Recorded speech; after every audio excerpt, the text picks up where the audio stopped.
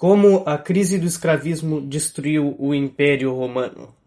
A economia romana era desde sua base sustentada pelo trabalho escravo, que extraía as principais matérias-primas, como ferro, pedras, madeiras, alimentos e quase todos os recursos primordiais do império, garantindo assim o abastecimento das cidades e uma vida urbana relativamente confortável para os cidadãos romanos. Nas zonas rurais, os latifundiários controlavam grandes propriedades, onde os escravos trabalhavam. Os recursos produzidos nestes latifúndios eram então levados para as cidades romanas, onde eram consumidos ou utilizados na produção de bens e obras públicas. Os escravos eram obtidos principalmente entre os prisioneiros de guerra.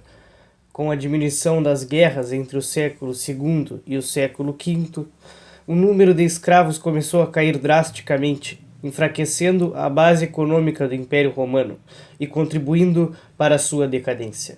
Essa escassez de escravos ocorreu porque o Império passou a buscar a estabilização das fronteiras e a consolidação dos territórios já conquistados, pois, após as conquistas do imperador Trajano, Roma havia atingido sua máxima extensão territorial e era necessário integrar as novas regiões à economia e ao sistema de administração romana. Além disso, com a ampliação do território, os custos administrativos aumentaram consideravelmente, tornando as campanhas militares cada vez menos lucrativas.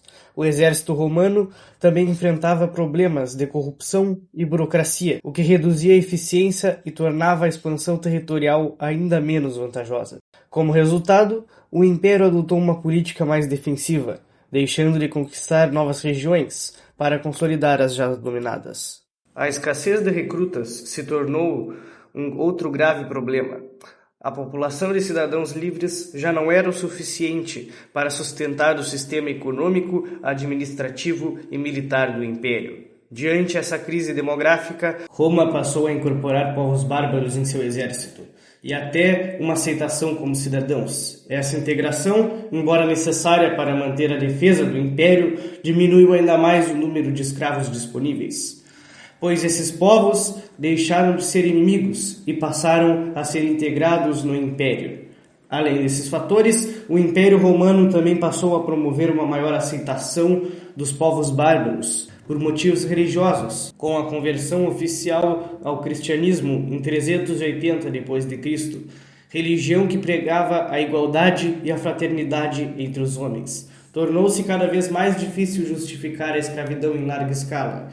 Essa nova mentalidade cristã contribuiu ainda mais para a redução do uso de escravos. Com a falta de mão de obra escrava, a economia romana começou a entrar em colapso. A produção de recursos essenciais diminuiu drasticamente, o que agravou as crises econômicas e reduziu ainda mais a capacidade de expansão do império. Além disso, muitos escravos morreram vítimas das pestes, como a peste antonina e a peste de Cipriano, que também deram mais apoio ao cristianismo, pois as comunidades cristãs organizavam cuidados coletivos aos doentes e sepultamentos. A fome provocada pelo próprio colapso econômico acabou gerando uma bola de neve ainda maior, pois a falta de produção de comida gerava mortes de milhares de cidadãos escravos, assim gerando cada vez menos produção de alimentos. Essa falta de produção também gerava a falta de matérias-primas, que enfraquecia continuamente a economia urbana de manufatura e o poder de compra dos romanos. O Estado também aumentou os impostos sobre as atividades urbanas e comerciais, para sustentar o exército e a burocracia, o que, junto à escassez, levou mercadores e artesãos à falência. A escassez de produtos e a inflação levaram ao aumento de preços, fazendo com que a população urbana abandonasse as cidades em busca de sobrevivência no campo. Esse movimento ficou conhecido como êxodo urbano. Nas zonas rurais, essas pessoas passaram a viver em um sistema de autossuficiência, produzindo apenas o necessário para sobreviver. Com o tempo, esse modo de vida deu origem ao feudalismo e futuramente o início da Idade Média. O nascimento do feudalismo foi a principal consequência da queda do Império Romano. Com os cidadãos migrando para o campo, os grandes proprietários de terra passaram a acolhê-los. oferecendo moradia, proteção e sustento em troca de trabalho agrícola. Esses camponeses tornaram-se os antecessores diretos dos servos medievais, enquanto os latifundiários se tornaram os primeiros senhores feudais. Com o enfraquecimento do poder central romano, esses senhores começaram a assumir funções que antes pertenciam ao Estado, como defesa, a administração local e a cobrança de tributos. Esse processo foi reforçado pelas leis dos imperadores Diocleciano e Constantino, entre os séculos III e IV, que obrigaram os colonos a permanecer nas terras onde viviam, institucionalizando o princípio da fixação à gleba, uma das bases do sistema feudal e o nascimento da Idade Média. Assim, a crise do escravismo foi um dos principais elementos que contribuíram para o colapso do maior império da história. Assim como ocorreu em Roma, hoje também vivemos um cenário de escassez de mão de obra, mas por motivos totalmente diferentes. Não sofremos com a falta de escravos, guerras ou temos grandes pestes. O problema atual tem outra origem: o declínio populacional causado pelas baixas taxas de fecundidade, principalmente nos países desenvolvidos.